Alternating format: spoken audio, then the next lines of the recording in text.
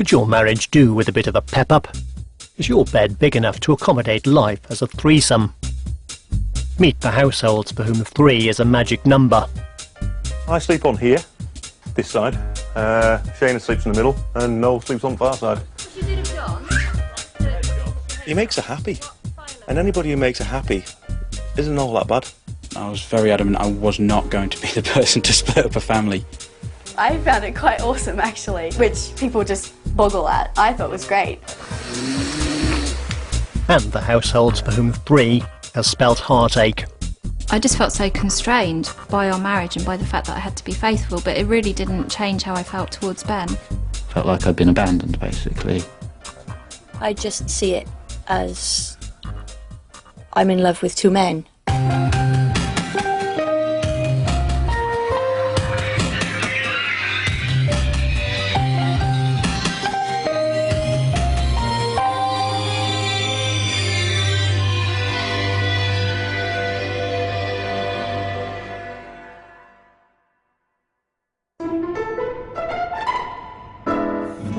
Stormy skies, rainy day, industrial South Wales.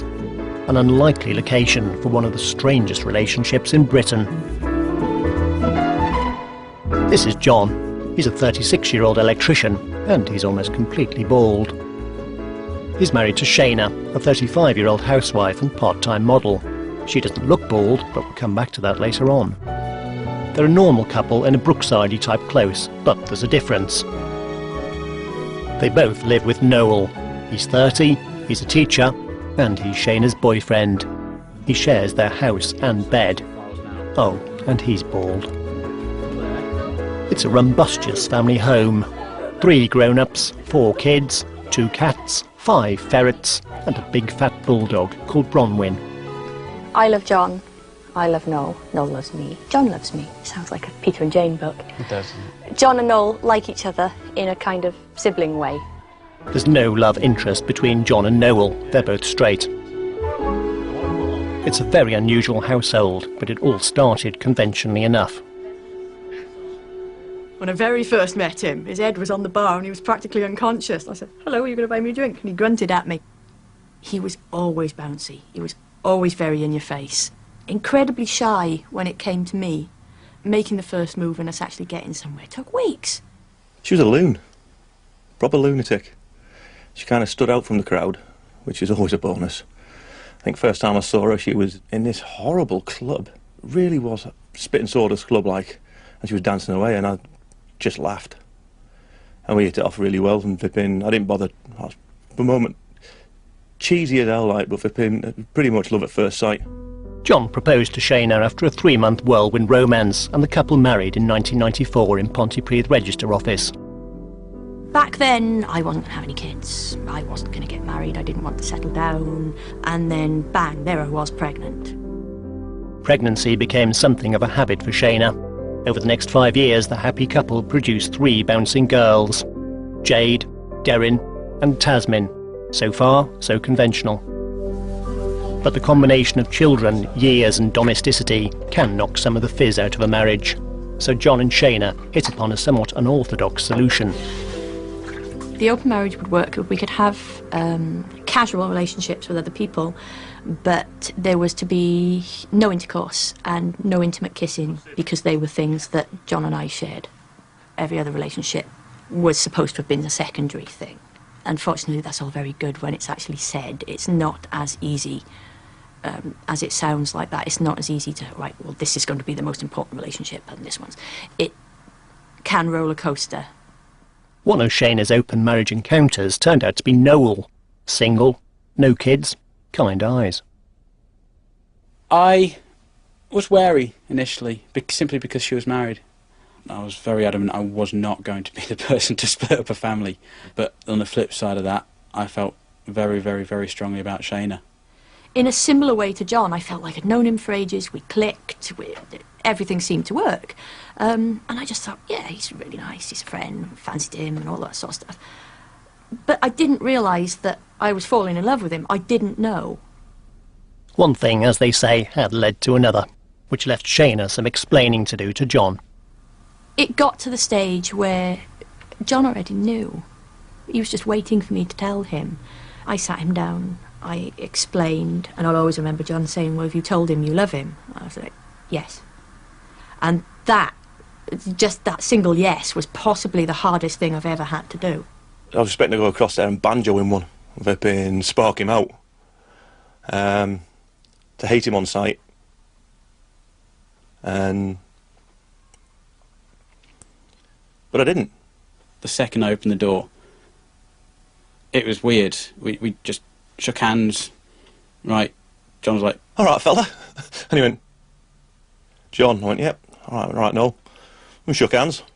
I says, "Right, now we'll get the brews on." And we went upstairs, had a brew. Talked about flipping work, what he does, what I do, flipping things like that, just the usual bloke stuff.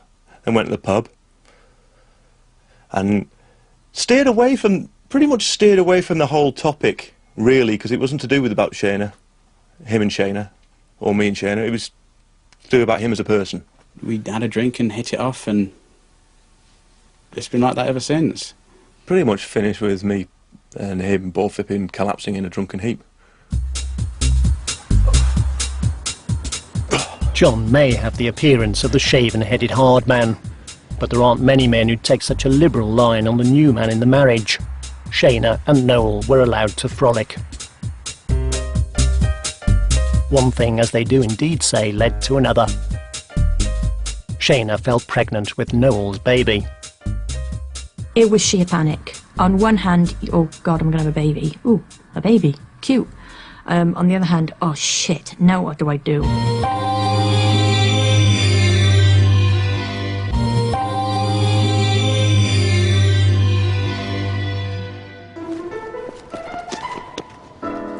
Meet Dean, a cheery Aussie. He's 26 and he lives in London with his wife Davina, aged 25. So far so good.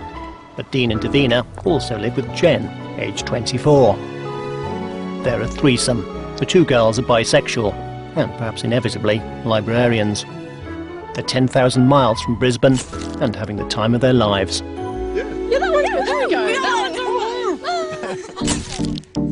Dean and Davina have been together for 8 years. They tied the knot 4 years ago at university in Australia. Davina had a strict upbringing, and an early marriage was what was expected of her. When Dean and I decided to get married, I'd only just turned 21. I was a very, very different person then. I was still very young, still very naive. My mother died when I was 5, so I went and lived with my aunt and uncle. The older I got, the stricter it got. I wasn't allowed to watch TV. I was expected to study and grow up, get married, have kids, do your life kind of thing. So that was sort of my ultimate thing. It was like, met Dean, I was like, ah, awesome, found my guy, I'm set. But beneath their bridal white, unruly passions were already seething. Strict upbringing or not, Davina liked to dabble on both sides of the pond. Did you always know that she was kind of, had this bisexual side? Definitely before we got married, yes. It was probably about 4 or 5 years ago, that she'd mentioned that. And with the way that Davina was brought up, I've always wanted to give her as many choices that she can make for herself as possible, because she'd never really had that when she was growing up. I mean, was you ever worried that Dean might feel a bit slightly alienated by you feeling bisexual? Yeah, it was a worry, like, because, don't want him to feel any less of a person for me not wanting just him. It's like, well, you're nice and all. I do like you, but, she's really nice too. When she said, that she was interested in girls and that sort of thing, I said, well, investigate it, see what you think. If you don't like it, well, great, don't do it. If you like it, then it's wonderful, and we'll work it out and see how it goes. The road to 21st century Troyalism began 2 years ago, when Dean was introduced to one of Davina's mates from university, a mate called Jen. When the whole thing started, I knew Davina very well, and I didn't know Dean almost at all. And so it was interesting getting to know him and realising, oh no, actually, no, we do get along really well, and that's really great. Only when I just realised that I liked Jen that way, there was still a very touchy-feely strength, like chemistry sort of between all three of us, just like that. And it was sort of something that, you know, when it wasn't unthinkable that Dean could like her. Dark, curvaceous Davina had her eyes on blonde, vivacious fellow student Jen. Dean wasn't complaining. If Davina and Jen get together and they'd like me to be a part of it, that's great. If not, well, you know, they can have fun too. On New Year's Eve 2005, the Aussies celebrated the new year by climbing into bed together. It proved to be a considerable improvement on Auld Lang Syne. It was really good. But insofar as, you know, Davina was as interested as, you know, in seeing me with another woman as I was. I found it quite awesome, actually, which people just boggle at. I thought it was great. It just sort of came together, and then we just hung out a lot after that, mostly in the bedroom for quite some time, and that's sort of where we've ended up now. We all had like 2 weeks in the middle of summer with absolutely no commitments at all to just loll around their place and get to know one another properly. And through the course of that, we kind of all went, oh, actually, we're all quite fond of one another, really. 250 miles to the west in South Wales lived one of the strangest families in Britain. John has had 3 children with his wife Shayna. There's also Shayna's boyfriend Noel. Now Shayna's pregnant with his child. It's all quite racy for a socially conservative area. How did you feel when you found out you were pregnant? Mortified. Gotta be honest, mortified. I was 34. I hadn't planned on having any more children. It was sheer panic. On one hand, oh God, I'm gonna have a baby. Ooh, a baby, cute. On the other hand, now what do I do? So the second I found out she was pregnant, I was over the moon. And then the thoughts came that, oh crikey, how's John going to react? What did you say, John? I don't think you can broadcast it. And it was always a possibility, and we always discussed it, of what would happen, you know, if something like this happened, you know, what we'd do. And decided that, you know, it's not the kid's fault. Just we'll bash on and see how it goes. Do you think that was a kind of accidentally on purpose type pregnancy? No, I don't. No, I've been, I joke about it. Because we've not had any scares since. I'd use protection. I have still to this day. John makes jokes about Noel putting pins in the condoms. I don't know how I could be pregnant. I have no idea how it happened. Kind of knew Mercy weren't mine, like, because I had the op flipping 6 years previous. Bit of a giveaway, isn't it? Yeah, a bit of a giveaway, like, you know. I mean, if there was going to be any scares, we'd have had them before then. Shayna gave birth to Mercy, £6.4. It was to be one of the more unusual days in maternity ward. I vaguely remember them saying, right, we only want the dad in. I said, well, that's tough, because they're both the father, so you can't. And they kind of looked at me, no, they're both staying. Right, I said, well, he's the dad and he's the daddy, so they both need to be here to see this. John wasn't sure how he'd bond with the baby. Oh no, I had reoccurring nightmares of the baby being born with Noel's head. Noel's head. And he'd wake up screaming. From the outset, Mercy was brought up with 2 fathers. She's now 2 years old. Now she refers to John as dad and Noel as daddy, and that's the way it will stay. When she gets to an age, if she wants to call him something different, then that's up to her. She's got the family name Gauger, but she's a Taylor Gauger, so that when she's old enough, if she wishes to take Noel's name fully, then she can, or she can remain a Gauger. We didn't want her to feel different from her sisters. In the early days of the Taylor-Gauger menage, Noel commuted from his home in Suffolk to see Shayna and his baby daughter. His stays got longer and longer, and after 2 years, Noel moved in with John and Shayna, into their home and into their bed. I sleep on here, this side. Shayna sleeps in the middle, and Noel sleeps on the far side. What do the kids make of your sleeping arrangements? Kids are fine. Fine with it. We explained it when Noel very first started sleeping over, that it was a sleepover. And they have their friends top and tail with them in bed and sleep in their bed when they have a sleepover, so it was no different. He's Mummy's boyfriend. He sleeps in Mummy's bed. It's That's all cosily different from Shayna's rather bleak upbringing in South Wales. I was quite bullied when I was a kid. On a regular basis, actually. I had problems and I'd lost my hair. Stress-related illness, because I was bullied. By the time I was about 14, the bullying was never going to stop. They all knew me as the little bald kid. You get your ass kicked. I started buying some wigs, and I lived my life in terror that somebody would find out. Until this year, where I thought, no, I've had enough. I am sick to death of trying to hide it. And I just thought, bugger it, this is what I am. I kind of realised that I'd spent all this time worrying and fretting and being really, really self-conscious about who I was. And I had had no need to be, because it wasn't as bad as I thought it was. In fact, it was actually quite a striking look. I mean, it's not for everybody, but I wasn't disgusted by it. For the first time, I looked at myself without any hair and thought, actually, that's not so bad. By the sounds of it, from the way that you talk about your childhood and your adolescence, you felt unattractive, unconfident. Yes, very. And here you are now, you're adored by two men. Yes. Sleep in the same bed as you. Does one lead to the other, do you think? I'm damn sure a psychiatrist would say, yes, it was down to the terrible insecurities of your childhood and you need to feel loved by these men. But I don't see it that way. I just see it as I'm in love with two men. Still now, one of my favourite times is when they both fall asleep on me. When sort of like one head here, and it's like a big cuddle and fall asleep. And that is, I feel so at peace, so totally and utterly, everything's just nice. They are one of Britain's very, very few three-in-a-bed households. You might think the bed would be a hive of erotic activity, but you'd be ever so wrong.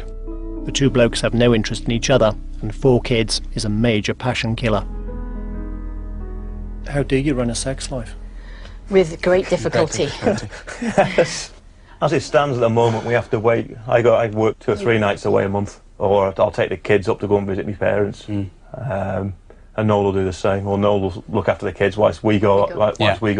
So sex always happens as a 2, it never happens as a 3? No. No. We have to be honest and say we did attempt it once. It's not going to happen. And it didn't work out. It's not something that either of the boys felt particularly comfortable with. No. Bad. We were all very, very drunk. We'd been out, we thought, right, we'll give it a go. It started off fine, and then it kind of just broke down, and it was too difficult. Noel turned around and he went, I'm sorry, I just can't, not anymore, I just can't do this. And John was like, and it was very difficult, and I ended up having to sort of like sit with them both and have a chat and say, right, well, that's it, we're not doing this anymore. From my point of view, little disappointing, got to admit, because there's something very nice about feeling that comfortable and that loved by 2 people, that you can be like that. How can you share the love of your life with another man? He makes her happy. And anybody who makes her happy isn't all that bad. Can't be that bad in my book. You know what I mean? I've upset her loads. But she's happy. And he's not a bad lad. You know what I mean? A few things we have to iron out and everything, but he's not that bad. But how can I share? I don't consider it as sharing. You know what I mean? There's things that me and Shayna have that he doesn't. Likewise, there's things they have that I don't have with Shayna. So I've been...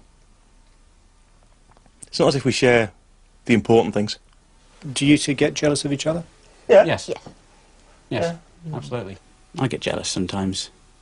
But we work through it. I talk to Shayna about it, or I talk to John about it.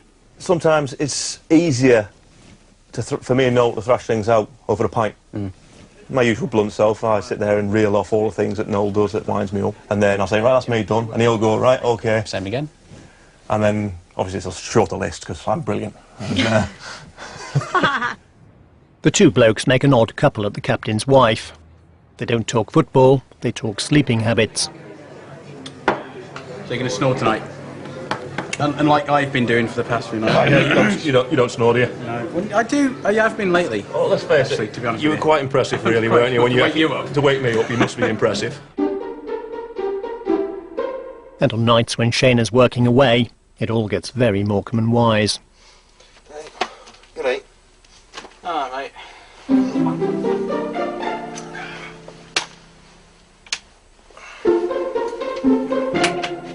Is Shayna the queen bee in the situation? Queen bee? I suppose so, yeah, if you put it that way. If you can put me and Noel in a drone situation, yeah.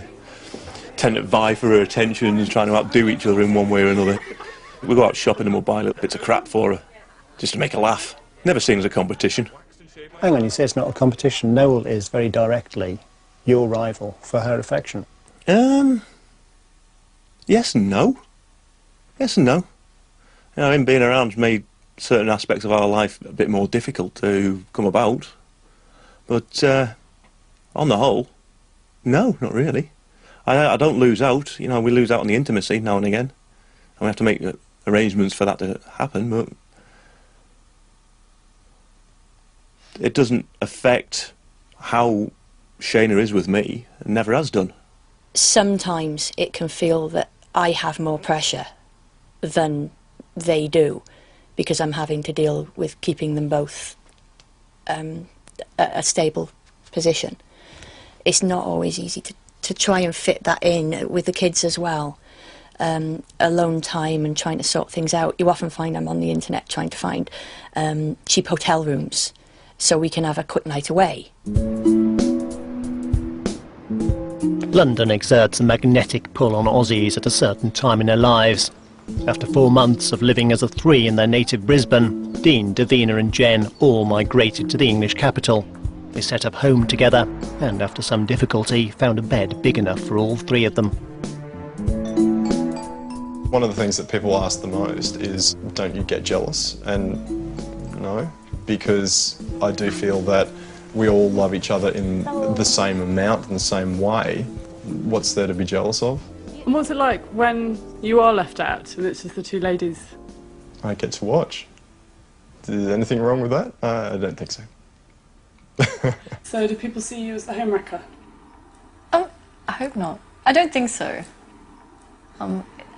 We've really only had issue with one person really kind of going really wigging out at us and being like, oh, but you're ruining their marriage. And other than that, no, I don't think so. I do know one person in particular who I'm not talking to anymore, who basically blames, well, not even blames, but she thinks that I've done this horrible thing because I've introduced Jen into our relationship, and she can't understand why or how I could even consider it. So because of that one person, I do have this little niggly voice in the back of my head going, oh, you've done this thing, you've done this, you shouldn't have done this thing. I tend to talk about them just as my flatmates because it's easier than trying to say, oh, my girlfriend did this and my boyfriend did this, and having people look at you like, but you, what? No, you can't say both, it doesn't make sense. And so that's frustrating because you are constantly kind of running what you're saying through your head before you say it to anyone, like, work colleagues and stuff. If we go into a particular space and Davina and I are holding hands, and then Davina leaves and I might go and kiss Jen or hug Jen, instantly you start running this little play in your head of other people going, oh, he's cheating on her, what is he doing? She doesn't even know. And I'm sure people must just break and go, what's going on there? Honestly, I don't think people notice. So, have you told your parents? Yeah, it's on the list of things to do. Yeah. It's been on the list for a while. Yeah, no, it definitely is something that we want to impart because it's not something really to hide. I mean, yeah, like and it will be like a bit of a conversation of going, okay, yeah, it's just how you explain it. Coming up, Dean finally makes that call. You know how we've been living with Jen for a while? Well, Jen's actually Davina and I's girlfriend.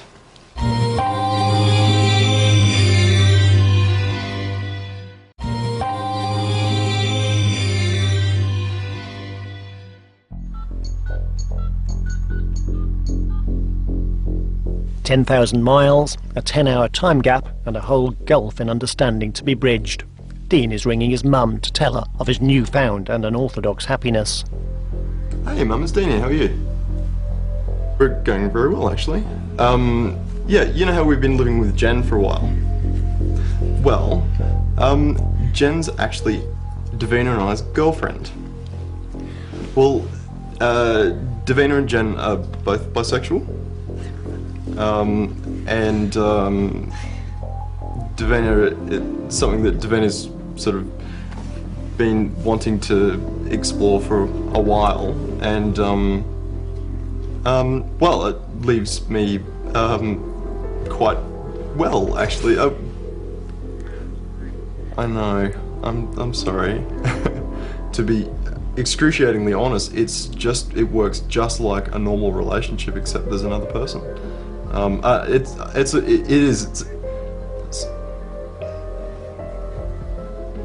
You get the impression this isn't going terribly well. But why? Really? I honestly don't think that. I mean, I realise that that's the current thought and that sort of thing, where you're with one person and that's it. But I don't think that necessarily has to be the case. But why? Well, who says? I mean, is that a church thing? Is that a societal thing? She's a little apprehensive, but she would definitely like to talk to you. All right, I'll put her on. Hi, Nicola. Well, exactly what Dean was saying. I love them both, and they.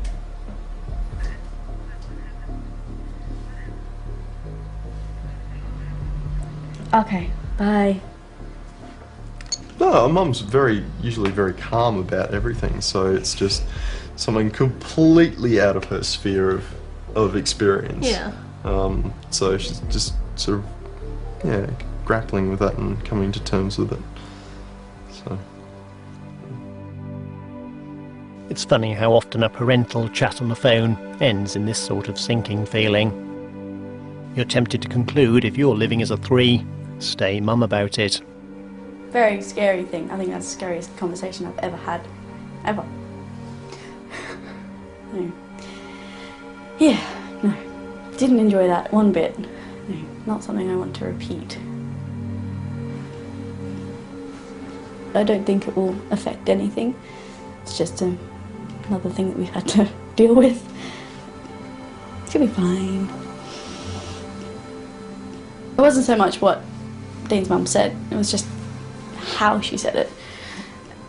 Sounded very, very disappointed that she thinks I'm corrupting her little boy by having this alternative relationship and not being, man and wife and not being normal.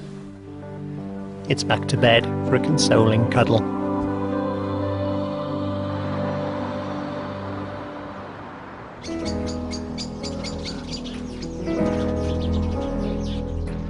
But the most ordinary of streets can house quite unexpected depths of tolerance. Noel, the third to arrive in the Wales threesome, is visiting his own mother. His mum was born in Malta and is big on family, so he's brought John's three girls and his own daughter Mercy with him. Touch my shoulder, Mercy. Never blow raspberry.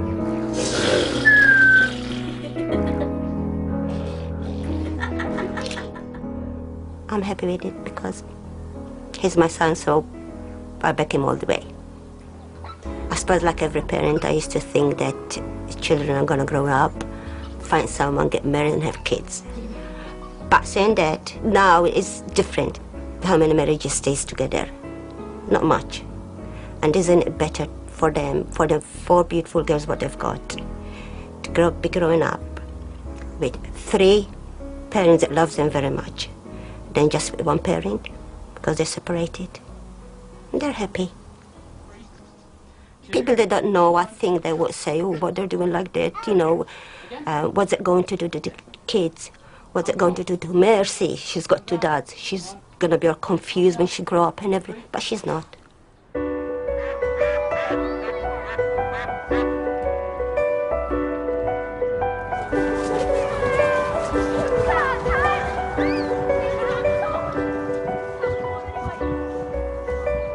To This isn't a situation you can just walk away from now, is it? No, absolutely not. No. Your daughter is here. Yes, exactly. And to be honest with you, the girls see me as, hopefully, a second father figure or a third parent. Who's in your family? We've got Noel, we've got Mum and Dad, I got them too, and I got the baby. So how does Noel fit in? He's in a way our uncle, but he's sort of Mercy's dad. So that sort of makes him our stepdad, in a way. We try and keep it a secret, because otherwise it'll just complicate people. What do you think other people think about your family? They probably think we're strange. Yeah, because we're the weirdest family on the block. Do you think we're strange? No. Shana and I had talked about this before. If the girls didn't accept it, if they didn't like me, if I didn't get on with them, then this whole thing wouldn't have worked. Jade said, I don't always show it, but I do love Noel. And I don't want him to go or anything like that. And that sort of made me think, I'm here for good. Even if things were to go wrong, if the relationship were to fall apart, Noel, he'd always be in our lives. There is still the case of Mercy and his attachment to the other 3 girls. It's just the way of things. I wouldn't expect it to be any other way. The world of triangular relationships isn't always plain sailing. More often than not, things can get a bit choppy. People can get hurt. This is Sarah and Ben, shortly before they got married in 2000. We had a big white wedding in a church local to me, and we had all our friends, all our family, absolutely everybody came. It was an amazing day. Dream wedding, actually, everything I wanted. I was extremely nervous. I cried when she came in the doors. I know you're not supposed to turn around and look technically, but I just had to see her coming up the aisle, and it was like the sun had come into the room. Just stunning, really. I took the vows very seriously, and there was no way that I was going to say those words if I didn't mean them. So for me it was for better, for worse, for richer, for poorer, and all the rest of it for the rest of my life. And as far as I knew, Sarah took them just as seriously. It was a funny sort of marriage, a bit lacking in the physical department. Ben and I, although we clicked on a soul level, we didn't physically. And I mean, right from the start, he said, I'm not someone he would automatically go for. At the time, I think he said he likes very small blonde people, and I'm anything but. And he's not someone I would automatically go for, because I tend to like quite big guys, and he's extremely thin. And, it just didn't work on that level. But I think initially, because there was the soul connection, we didn't think that mattered. 4 years and 2 children later, the marriage was still missing a little va-va-boom, and Sarah found feelings stirring. What kind of feelings were you having? Just attraction to other people, or feeling very close and intimate with other people, and not necessarily wanting things to happen in a big way, but just an attraction and closeness, and something quite intimate sometimes without things happening, because I didn't cheat on Ben. With hindsight, there were signs there right from the beginning, before we got married. While she hadn't slept with anyone else, she'd had sort of close scrapes of being close to doing so, and she'd occasionally asked if she could kiss another man. But I didn't see any harm in that, because I knew that she would come back to me at the end of the day. Did you say yes, she could kiss other people? Yes. But you loved her? Yeah. And I felt actually that it was more important that if she wanted to do that, that she came and asked me and I would say yes, and then it was all out in the open. There'd been an assumption that she couldn't sleep with anyone else, that there was a limit. And I did regard her as kind of, sounds terrible now, but my property in a way that, and I was hers. Life on the south coast was in a bit of a rut for both of them. But Southampton's a funny old place. Sarah found like-minded souls living nearby. They call themselves polyamorists, a posh way of saying you don't want to stick with one partner. I suddenly realised there's a whole community of people out there conducting their relationships in a way that just made perfect sense to me, and they didn't consider it abnormal at all. It was just the way they did things, and there was a way to do it ethically and, you know, go about it in a way that didn't hurt people, wasn't dishonest, and just seemed so positive for everybody, really. For a long time I tried to ignore my feelings, and of course slowly that built up, and I think eventually there was one person in particular where it became so strong I couldn't really ignore it anymore. And I realised that I really needed to say something to Ben, and I said, although I still loved him just as much as ever and nothing had changed there at all, I just didn't feel that I could restrict myself. I went through a lot of pain that night, basically. Didn't give her an answer straight away. Felt I had to sleep on it. I didn't actually sleep because my world had been turned upside down.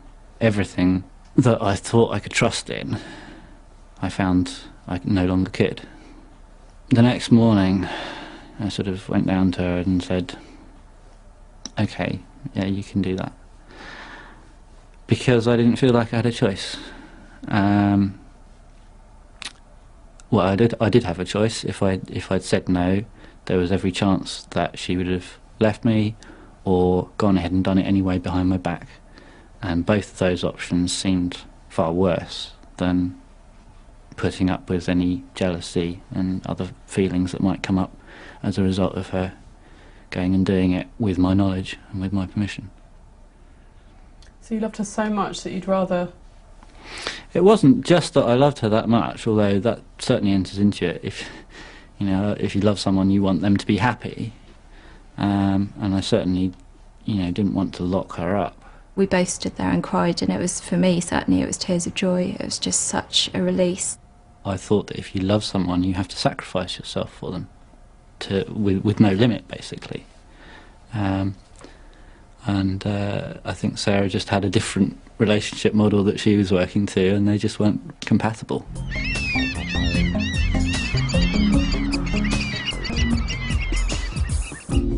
So Ben and Sarah agreed to an open marriage arrangement. After 4 years of feeling frustrated, Sarah was about to spread her wings. What was that like the first time you slept with someone else? I was quite horrified with myself the next day, actually. And again, that brought up all sorts of things, because I would never have a problem with anybody else doing that. And it made me think, okay, so why do I feel like this? And a lot of it was just guilt, which I haven't really got any reason to be guilty anymore. And I think a certain amount of shock the first couple of times as well. Was it enjoyable? Bits of it were. Well, I mean, actually, what I really enjoyed, we had this amazing walk home and we couldn't stop kissing each other, and that was amazing. And as soon as we got to his flat, I wanted to leave, and I didn't know how to say no, say, right, I need to go now, basically. And that's why I was quite so horrified at myself, I think, that I got to a certain point, but I just couldn't find the words or the sort of assertiveness to get out of the situation. It was a lovely guy. I mean, we had an amazing time, and we saw each other for about a month, and it was amazing, but just didn't work out in the end. Was she falling in love with any of these people that she was seeing? She'd have said at the time that she loved everyone and everything, but it wasn't love as I understood it to mean, and it was, as far as I could see, very different from what we still had with each other. Even though these things happen quite quickly, spontaneously, maybe with somebody I'd never met before, or I did feel love for every single person that I slept with. Obviously, it brought up a lot of jealousy and other difficult feelings. But what was interesting was, because it was all out in the open, after she'd seen somebody else, she'd come home, we'd talk about it, those feelings would get released, and I actually found that it wasn't a problem, because we were being honest with each other. We were able to talk everything through, and I actually felt amazing during that time.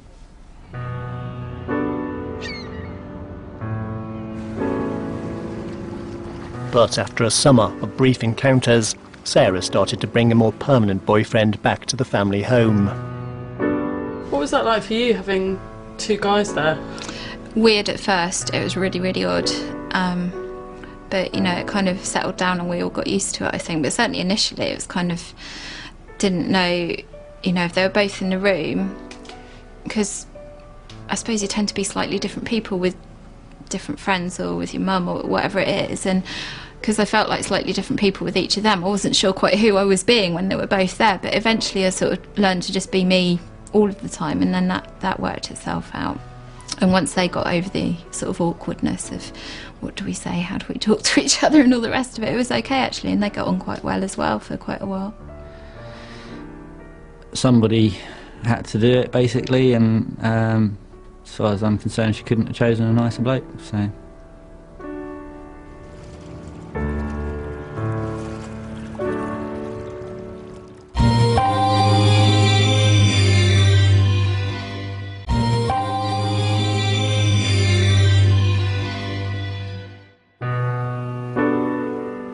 On the south coast, the marriage of Ben and Sarah had gone a bit chilly. They had agreed an open relationship, and Sarah had met a very significant other. But not everyone was happy in this threesome. It wasn't the fact that I saw her falling in love with somebody else. It was that she had less time and less desire to spend time with me. So I sort of felt like I'd been abandoned, basically. It wasn't what Ben had expected from his marriage. He stood it for 8 weeks, then 6 years after he married Sarah, he moved out. What was it like for you when he eventually did go? Initially, I just wandered around the house going, oh my God, space. And rearranged everything and had lots of parties. And it was also nice because, although I love the kids absolutely to bits, it is hard work, and obviously where they go to him 1 or 2 nights a week, that gave me breathing space as well, and then I enjoyed it more when they came back as well, so it all kind of worked out. Obviously it's a very different experience to suddenly be on your own again after 8 years of being with someone else. So yeah, that's been something I've had to adjust to. Obviously I've had the kids half the week, so my life's kind of alternated between being hectic and being very quiet. But I think that's what I needed, is just to be in my own space and to think and to feel for myself. Have you seen anyone else since you split up? What, romantically, you mean? No. Why not? Just don't feel I'm ready for that yet.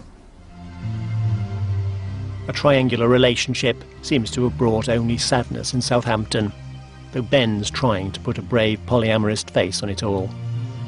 Now that I know about polyamory, even though I've only experienced it from kind of the rough end of the deal, as it were, by your partner being polyamorous and you not, it makes more sense for me than monogamy. Now obviously I'd have to try it to know for sure if it's right for me, but I do know that I wouldn't want to make an exclusive commitment to someone, again, because you never know how each other are going to change. It's a million miles away from the jolly Aussies. No kids, no commitments, 10,000 miles from home. It's like a London-based 3-way poly holiday. It's pretty neat. Yeah. It's not as big as I thought it was going to be. Davina, it's not the size that matters. Did you ever think you'd end up like this? No. No. Good, but it's good. Mm-hmm. I'm glad we are here, but yeah, no. But no. Yeah, no. From the day that we'd gotten together, we started fostering that let's not think about tomorrow thing. It's the same as, I could go on a bus tomorrow and, fall in front of it, and that's the end of that. Do you imagine that in 5 years' time it'll all still be together? I'd like to think so, because it works really well. It feels really weird to try and imagine going back to not having Jen around and just being Dean and I, or even like worst situation, like all 3 of us going our separate ways. I can't imagine that. That would just be terrifying. I can't imagine not keeping doing what we're doing now because it makes us really terribly happy and it's working really well for us. Barring something really unforeseen going wrong, I don't imagine this really changing anytime soon.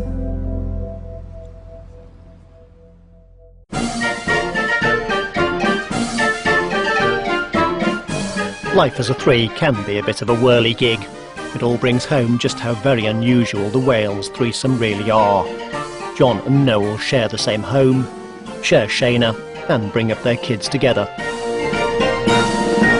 You don't differentiate at all between the kids. I was looking at you picking up Mercy and playing with her. You don't think this is Noel's kid, do you? No. To me, it's no different. Kids are kids. Hence why I'm a big pussycat these days. You know what I mean? The kids are flipping awesome. They've chilled me out amazing. They make me laugh. Especially Mercy. Mercy will make me laugh when nobody else can. It's tricky, because at the back of your head it's always a point that, yeah, she's Noel's. And she is, you know, Noel's biological father, you know what I mean? But anyone could be a father. You know what I mean? The only thing you actually need to be a father is flipping sperm that works. And it's difficult being a dad. You know, that's a lot harder. But they look after each other. It's life as a threesome, not as a torrid fantasy, but in a crowded house full of kids, pets and household chores. Are you a very weird family? Yes. I can't lie and say, oh yes, we're particularly normal. On the outside, yes. When you come round to it and you meet us and you see what we're like, we function like any other family. That we all love each other, we all look after each other, and the only thing that is different is Noel. Are you happy? Yeah, very. Very. Meet the 7-year-old blind boy who navigates by using sound. He can find his way around, play video games and even rollerblade. Extraordinary People continues on 5 Live now.